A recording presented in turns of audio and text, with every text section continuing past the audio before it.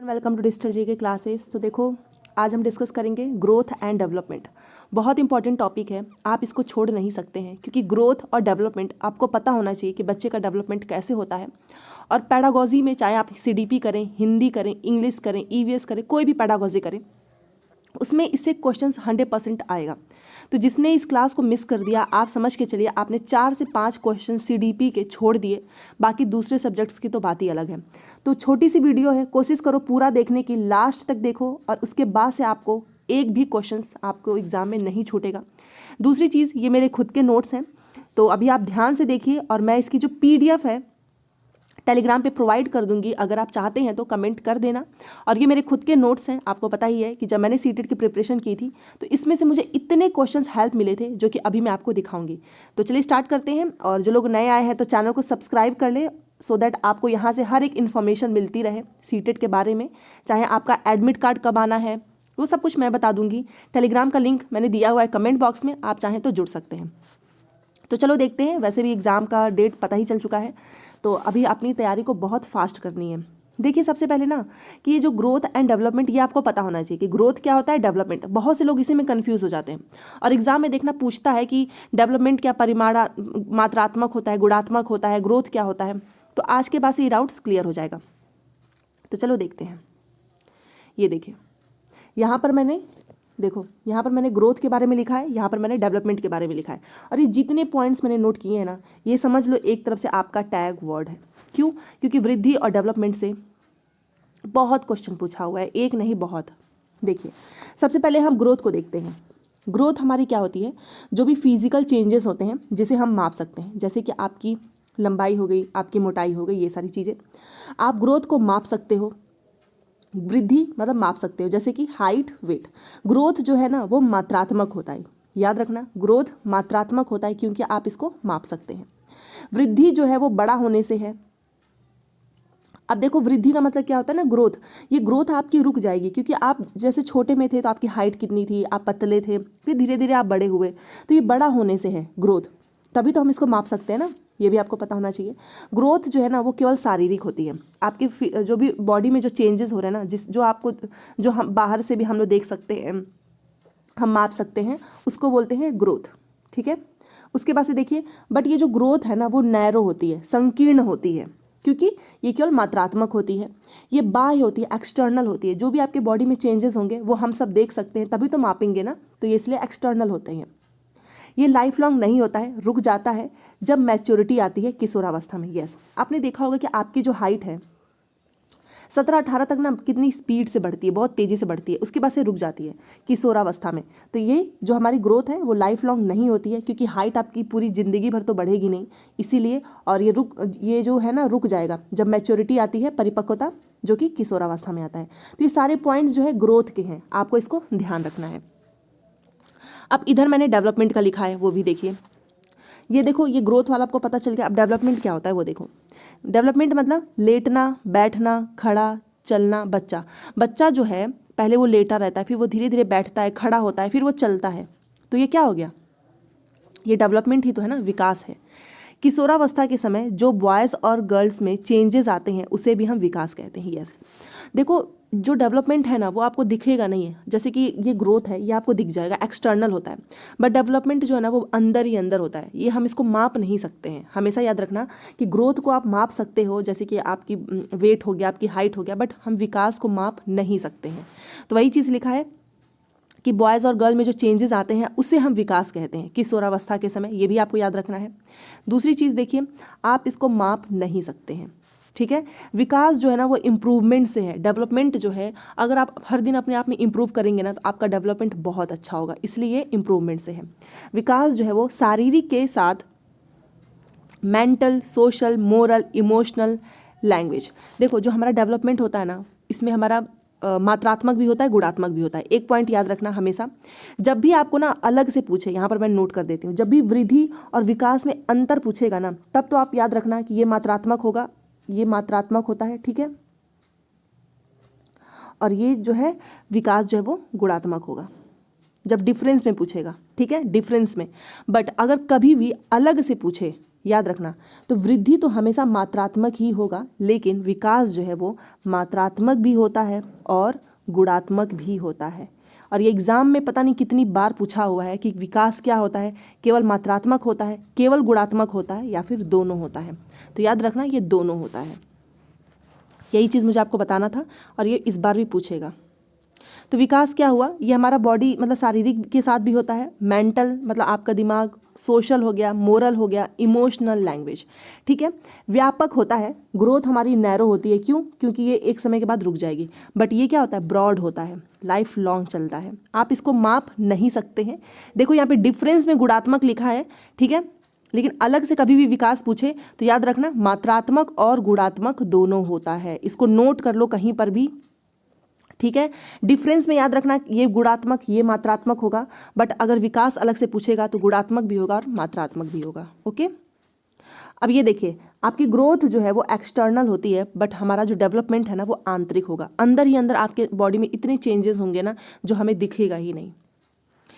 ये जो है लाइफ लॉन्ग नहीं होता है ग्रोथ, बट डेवलपमेंट जो है वो कभी नहीं रुकता है, जीवन पर्यंत चलता है। वुम्ब टू टॉम्ब, आपको पता है माँ के गर्भ से जब तक आप इस दुनिया में हैं तब तक आपका डेवलपमेंट होता ही रहेगा, कभी नहीं रुकता है, ठीक है। अब यहाँ पर देखिए मैंने इसीलिए आप सभी के लिए पॉइंट वाइज, ये शायद मैंने भी उस टाइम पे जब मैं प्रिपरेशन कर रही थी तो मैंने ऐसा नोट किया था। देखो लिखा है अगर विकास अलग से पूछे तब मात्रात्मक और गुणात्मक दोनों होगा, लेकिन डिफरेंस में बस ग्रोथ मात्रात्मक और डेवलपमेंट गुणात्मक। मैंने अभी क्लियर किया ना, अलग से अगर पूछेगा ना डेवलपमेंट तो हमेशा वो मात्रात्मक और गुणात्मक दोनों लगा देना। ऑप्शन में लिखा रहेगा डेवलपमेंट, जब भी क्वेश्चन आएगा ना तो पूछेगा मात्रात्मक गुणात्मक में से क्या होगा, तो याद रखना बोथ, हमको दोनों के साथ जाना है। ओके, तो ये भी पॉइंट मैंने यहाँ पे मेंशन कर दिया है। अब यहाँ पर ये डेवलपमेंट की थ्योरी देखो, बहुत पूछा है, विकास के सिद्धांत, इससे मुझे ऐसा लगता है ना कि सीडीपी चाहे कोई भी पेडागोजी हो बहुत आएगा। सबसे पहले याद रखो जो विकास का सिद्धांत होता है वो कंटिन्यूटी का होता है, निरंतरता का सिद्धांत है। क्वेश्चन में पूछा था कि एक बच्चा है, क्या उसका विकास जो है वो निरंतर चलता रहता है या नहीं, तो याद रखना निरंतर चलता रहता है, क्योंकि ये सिद्धांत ही है कंटिन्यूटी का, जो कि लाइफ लॉन्ग डेवलपमेंट है, वुम्ब टू टॉम्ब है, जिसे कंसेप्शन टू डेथ भी बोलते हैं। तो ये आपको कंसेप्शन टू डेथ मिले या वुम्ब टू टॉम्ब मिले, दोनों बात एक ही है। लैंग्वेज घुमा के कुछ भी पूछ सकता है, इसलिए मैंने दोनों वर्ड्स यहाँ पर आपको सामने दिखा दिया। और ये कैसा है, कंटिन्यूटी का सिद्धांत है। अब ये देखो एक रूपता, यूनिफॉर्म का सिद्धांत, ये भी है। अब ये एक रूपता में ना क्वेश्चन पूछा हुआ था सीटेट में कि क्या विकास जो है वो एक रूपता का सिद्धांत है, तो बहुत से लोग गलत कर दिए। उन्हें लगा कि नहीं एक रूपता कैसे हो सकता है, हम तो इंडिविजुअल हैं, हर इंसान अलग है तो अलग होगा ना। नहीं, कुछ चीज़ें आपकी हमारी सबकी सेम होती है, इसीलिए एक रूपता का होता है। सबसे पहले बच्चा ये सब करेगा, आप भी छोटे होंगे तो आप पहले रोए होंगे, रोने के बाद कूकना होता है, ये क्रम भी याद रखो, क्रम भी पूछता है। रोने के बाद कूकना, उसके बाद से बकबकाना, उसके बाद से बोलना, फिर लेटना, बैठना, खड़ा होना, फिर लास्ट में आप चलते हो ना, धीरे धीरे बैठते हो, खड़ा होते, चलते हो। तो ये सब क्या होता है, सबसे पहले बच्चा यही सब तो करेगा ना। तो ये एक क्रम में होता है। आप देखो यहाँ पे लिखा है कि डेवलपमेंट जो है ना वो एक क्रम में होता है, सामान्य से विशिष्ट। और ये जो एक एक पॉइंट मैंने लिखा है ना वो आपका एक एक नंबर का क्वेश्चन है, ठीक है। तो ध्यान रखना डेवलपमेंट एक क्रम में होता है, सामान्य से विशिष्ट होता है, और ये एक रूपता का सिद्धांत है। चलिए अगले क्वेश्चन पे चलते हैं। अब यहाँ पर देखिए, ये देखिए जो भी मुझे कहीं से भी कुछ भी प्रीवियस क्वेश्चन से मिलता था ना मैं सब नोट कर लेती थी, और शायद इसका मुझे बहुत फ़ायदा हुआ था। केवल सीटेट में ही नहीं, कोई भी टीचिंग एग्जाम, जैसे मैंने यूपी टेट भी क्लियर किया हुआ है, उसमें भी मुझे बहुत हेल्प मिली थी। तो देखिए ऑसिफिकेशन प्रोसेस नाम से ही समझ में आ रहा अस्थिकरण की प्रक्रिया, और यह हड्डियों से संबंधित है। क्वेश्चन में पूछा था एक बार कि ऑसिफिकेशन प्रोसेस किससे संबंधित है, तो अगर हिंदी में भी लिख रहा है अस्थि, तो अस्थि का मतलब हड्डी, तो यह हड्डियों से संबंधित है। अब यहाँ पर देखो, ये जो यहाँ पर मैंने ब्रैकेट में लिखा है, ये पूछा था कि जब बच्चे का जन्म होता है ना तो कितनी हड्डियाँ होती हैं, तो याद रखना 270। जब भी बच्चे का जन्म हुआ तब 270 हड्डी हुई, 270 के बाद से ये 350 हो जाता है, उसके बाद से ये हम वयस्कों में कितनी होती है, 206। तो ये मैंने मेंशन किया हुआ है क्योंकि ये पूछा हुआ था, बट सीटेट में उतना नहीं पूछता है, 1 या 2 नंबर का पूछा हुआ था, तो आप चाहें तो याद रख सकते हैं, अदरवाइज मैंने बता दिया उतना इंपॉर्टेंट नहीं है, बट याद रखोगे तो कहीं ना कहीं काम जरूर आएगा। तो बच्चे का जन्म हुआ तो 270 हड्डी थी, उसके बाद से 350, और वयस्कों में 206। यहाँ पर भी देखो ये भी पूछा हुआ था कि जो हार्ट बीट होती है जन्म के समय वो कितनी होती है, ये पूछा हुआ था कि एक बच्चे का जो जन्म होता है उसकी हार्ट बीट कितनी होती है, तो 140 पर मिनट। और नॉर्मल हमारी हार्ट बीट कितनी होती है 72 पर मिनट, यहाँ पर देखिए लिखा है 72। तो बच्चे का होता है 140 और हम लोग का होता है 72, ये भी आपको याद रखना है। अब यहाँ पर देखिए जो हमारा इंडिविजुअल डिफरेंसेस होते हैं ना वो क्यों होता है, इसका कारण क्या है। तो ये क्वेश्चन पूछेगा कि व्यक्तिक भिन्नताओं का जो कारण है, हम सब इंडिविजुअल डिफरेंसेस हैं वो किसकी वजह से है, क्या वो केवल हेरिडिटी की वजह से है या फिर एनवायरनमेंट की वजह से है या फिर दोनों की वजह से है। तो आपको बोथ के साथ जाना है, इसलिए मैंने यहाँ पर ये पॉइंट नोट किया है, क्योंकि हेरिडिटी और एनवायरनमेंट दोनों का इंपॉर्टेंट रोल है।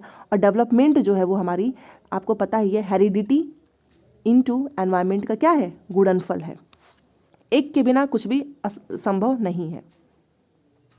अब ये देखिए ये क्वेश्चन डायरेक्ट उठा के पूछा था कि जो विकास की दर और गति है वो क्या होती है, वो क्या एक समान होती है, एक समान नहीं होती है। तो याद रखना विकास की दर और गति एक समान नहीं होती है, हमेशा याद रखना विकास की दर और गति एक समान नहीं होती है। अब ये देखिए यहाँ पे ये भी क्वेश्चन पूछा हुआ है, ये सब डेवलपमेंट और ग्रोथ से रिलेटेड है, बहुत इंपॉर्टेंट है। सबसे तेज़ जो डेवलपमेंट है ना वो किस अवस्था में होता है, और ये इस बार भी पूछेगा, ऑनलाइन में तो बहुत पूछा है। हमेशा याद रखना जो सबसे तेज़ डेवलपमेंट है ना वो इन्फेंसी, देखो इन्फेंसी एंड अर्ली चाइल्डहुड, दोनों में से जो ऑप्शन दे देना उसके साथ चले जाना। वैसे एक ही ऑप्शन मिलता है, लेकिन मैं एक चीज़ बोलूँगी, अगर किसी ऑप्शन में इन्फेंसी भी लिखा है और किसी में अर्ली चाइल्डहुड भी लिखा है तो आप प्रारंभिक बाल्यावस्था के साथ चले जाना, क्योंकि सीटेट जो है प्रारंभिक बाल्यावस्था को राइट माना था। बट वैसे मुझे पता है कि दोनों ऑप्शंस में रहेगा नहीं, या तो इन्फेंसी दिया रहेगा या फिर अर्ली चाइल्डहुड, कुछ भी लिखे, बस ये पूछे कि सबसे तेज डेवलपमेंट किस अवस्था में होता है, तो वो है इन्फेंसी या फिर अर्ली चाइल्डहुड। इन्फेंसी का मतलब शैशवावस्था, अर्ली चाइल्डहुड का मतलब बाल्यावस्था। और ये देखिए मैंने डायग्राम भी बनाया हुआ था कि इन्फेंसी में फास्ट होता है, चाइल्डहुड में स्लो हो जाता है, फिर एडोलसेंस में ये फास्ट होता है, यहाँ पर देखिए, फिर एडल्टहुड में ये स्लो हो जाता है। तो चाइल्ड किस में है ये इन्फेंसी, और यहाँ पर केवल चाइल्डहुड है, बट यहाँ पर क्या आता है एक बीच में अर्ली चाइल्डहुड, यहाँ पर देखिए। तो अर्ली चाइल्डहुड और इन्फेंसी में ये फास्ट होता है। अब ये कुछ इंपॉर्टेंट पॉइंट है, ये देखिए आपसे पूछेगा कि क्या डेवलपमेंट जो है वो इंटर रिलेटेड होता है, अंतर संबंधित का होता है, तो ऑफ कोर्स होता है। हमेशा याद कर रखना कि डेवलपमेंट हमारा क्या होता है, इंटर रिलेटेड होता है, अंतर संबंधित होता है। जैसे कि आप देखिए physical, mental, social, moral, emotional, language सभी एक दूसरे से जुड़े हुए हैं। तो कभी भी क्वेश्चन पूछे कि क्या physical, mental, social, moral, emotional, language या एक दूसरे से जुड़े होते हैं, तो ऑफ कोर्स जुड़े होते हैं, क्योंकि डेवलपमेंट जो है वो इंटर रिलेटेड होता है। ये फिर से क्वेश्चन, विकास की पूर्वानुमान का सिद्धांत, विकास की भविष्यवाणी की जा सकती है, प्रिडिक्शन। इस बार भी मैंने पेपर कराए हैं, भर भर के पूछा हुआ है कि क्या विकास का प्रिडिक्शन हो सकता है। ऑफ कोर्स हो सकता है। बचपन में आपको भी किसी ने कहा होगा कि आप डांसर बनेंगे, डॉक्टर बनेंगे, इंजीनियर बनेंगे, आईएएस बनेंगे। तो ये सब क्या है, भविष्यवाणी ही तो करते हैं टीचर आपके परफॉर्मेंस के बेस पे। तो याद रखना विकास की भविष्यवाणी की जा सकती है। अब यहाँ पर देखो आकस्मिक विकास का सिद्धांत, ये जो है स्टेनले हॉल ने कहा किशोरावस्था में जो गर्ल और बॉयज़ के शरीर में परिवर्तन होता है वो सडन होता है।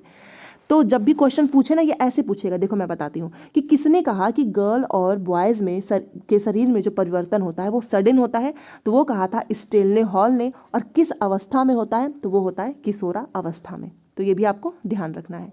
इसी को बोलते हैं आकस्मिक, मतलब ये अचानक से होता है, सडन होता है, लड़की और लड़का और लड़की के बॉडी में चेंजेस जो कि किशोरावस्था में होता है। उसके बाद से ये देखिए, और ये हमारा लास्ट पॉइंट है, factors affecting growth and development. हमारा जो ग्रोथ है, हमारा जो डेवलपमेंट है ना, इसको क्या क्या चीज़ें कौन कौन से फैक्टर्स जो है अफेक्ट करता है। तो वो सबसे पहले हमारा घर का वातावरण, हमारा स्कूल का, हमारा पास पड़ोस का, हमारा फूड, न्यूट्रिशन। आप खुद सोचिए कि आपके घर का वातावरण अगर सही नहीं है, लड़ाई झगड़े हो रहे हैं बस, ठीक है, तो आप पढ़ाई में आपका मन नहीं लगेगा। स्कूल में अगर आपको टीचर अच्छे से नहीं पढ़ा रहा है तो भी आप पढ़ाई नहीं कर पाएंगे। आस पड़ोस के भी लोग ऐसे हैं, आपको अच्छा खाना नहीं मिल रहा तो आपकी बॉडी हेल्दी नहीं रहेगी, न्यूट्रिशन नहीं मिलेगा तो बॉडी में न्यूट्रिशन की कमी हो जाएगी। तो ये सारी चीज़ें क्या करती हैं, हमारे ग्रोथ को, हमारे डेवलपमेंट को अफेक्ट करती हैं। इससे अगर आपको न्यूट्रिशन फूड अच्छा नहीं मिलेगा तो हाइट वगैरह नहीं बढ़ती है, डेवलपमेंट आपका अगर घर में अच्छे से पढ़ाई का माहौल नहीं है तो भी नहीं हो सकता है। तो ये सारी चीज़ें आपसे पूछेगी, क्वेश्चन में से पूछेगा कि कौन कौन सा फैक्टर जो है हमारे ग्रोथ और डेवलपमेंट को अफेक्ट नहीं करता है। तो घर का वातावरण, स्कूल का, पास पड़ोस का फूड न्यूट्रिशन करता है, इसके अलावा जो भी होंगे वो नहीं करेंगे। जैसे कि कभी कभी पूछ देता है कि पॉजिटिव रिस्पॉन्स लिख देगा कि आपके स्कूल में जो है टीचर्स बहुत अच्छे से आपको एक्टिविटी करा रहे हैं, तो ये तो पॉजिटिव में चला गया ना, तो इस हिसाब से आपको सोचना होगा। दूसरा यहाँ पर देखो, हेरिडिटी एंड एनवायरनमेंट से ज़्यादा इफेक्ट होता है और इक्वली इसेंशियल होते हैं। कोई भी जो हमारा जो ग्रोथ है या फिर जो हमारा डेवलपमेंट है ना, वो हमारी हेरिडिटी और एनवायरनमेंट से सबसे ज़्यादा इफेक्ट होता है और दोनों की वेटेज सेम है। आप ये नहीं कह सकते हो कि हेरिडिटी से ही आप जो है बहुत अच्छे जाएंगे आगे या फिर आप एनवायरनमेंट से जाएंगे, नहीं, दोनों इक्वली इंपॉर्टेंट है। हेरिडिटी एंड इन्वायरमेंट का ये क्या होता है, डेवलपमेंट का ये गुणनफल होता है, मैंने हमेशा बताया है। तो ये मैंने ग्रोथ एंड डेवलपमेंट की आज क्लास ले ली है, ठीक है। और एक एक पॉइंट जो मैंने नोट कराया है ना, ध्यान रखो, इसको 1 से 2 बार पढ़ लेना। पीडीएफ मैं भेज दूंगी, नोट करके टाइम वेस्ट मत करो, ठीक है। पीडीएफ की चिंता मत करो, टेलीग्राम पे मेरे से मांग लेना या कमेंट कर देना, मैं दे दूंगी।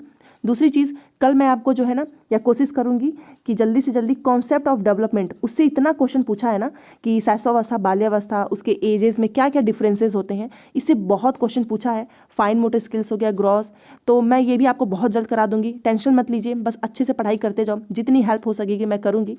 तबीयत भी मेरी अब थोड़ी सी सही हो चुकी है, तो बहुत अच्छे अच्छे क्लास आएंगे। तो अगर लाइक करना हो तो कर दीजिएगा, अगर आपको लगे कि यस मैंने आप सभी को अच्छे से पढ़ाने की कोशिश की है, और सब्सक्राइब कर लो, यहाँ से आपको बहुत इन्फॉर्मेशन मिलती रहेगी। Thanks for watching.